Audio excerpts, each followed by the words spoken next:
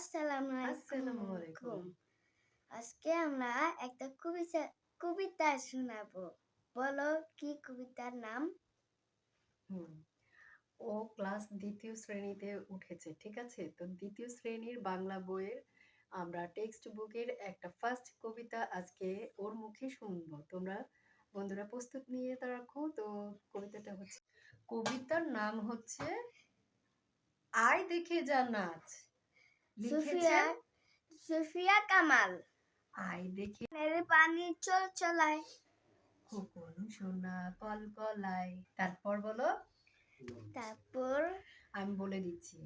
এরপর হচ্ছে গাঙের ইলিশ মাছ তার বলে ডাকে খোকন সোনা আয় দেখে যা নাচ। কেমন লাগলো বন্ধুরা বলো? যদি ভালো লেগে থাকে চ্যানেলটি অবশ্যই সাবস্ক্রাইব করে রেখো। এইবার আমি বলবো।